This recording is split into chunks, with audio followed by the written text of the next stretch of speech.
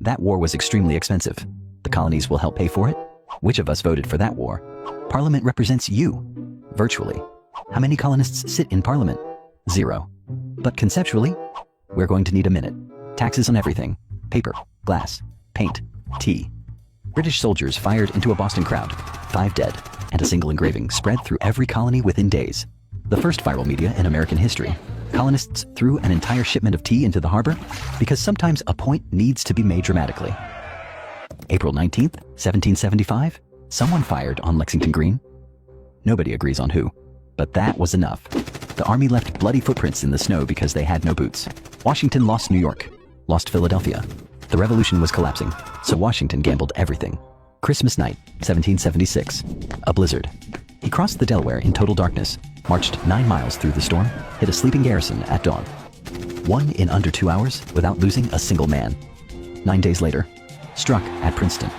2 small victories, but they kept the revolution breathing when everything else said, let it die. The turning point came at Saratoga. A British general marched south to split the colonies, got surrounded.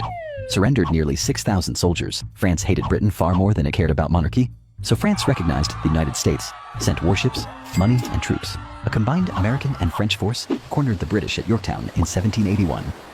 The British general sent a substitute to surrender. Washington sent a substitute to receive it.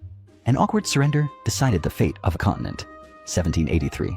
Britain signed the Treaty of Paris. The United States was real.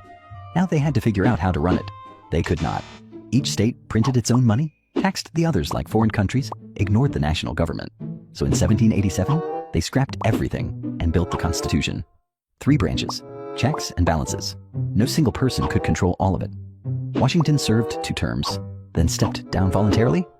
When King George III heard, he said, if he does that, he will be the greatest man in the world. He did it. Small thing. Enormous thing. Nobody planned that precedent either.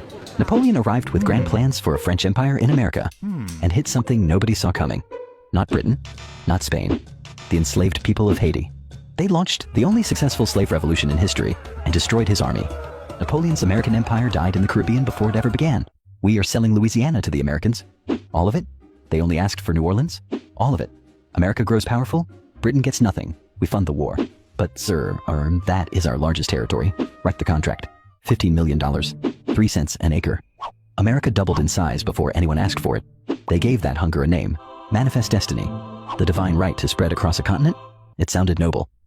What it meant for the people already living there, tens of thousands marched off ancestral land at gunpoint, thousands dying on the way, was something else entirely. No joke here, no clever line, just the cost.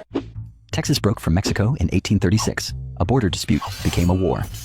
America walked away with California, Nevada, Utah, Arizona, New Mexico, and Colorado. 9 days before the peace treaty was signed, gold was discovered. Within 18 months, 300,000 people poured in, sea to sea. The continent was claimed, which meant the argument America had been avoiding for 70 years had nowhere left to hide. A country that declared all men are created equal while owning 4 million people. Now the bill was due. 700,000 Americans paid it in blood. Lincoln won in 1860 without a single Southern state.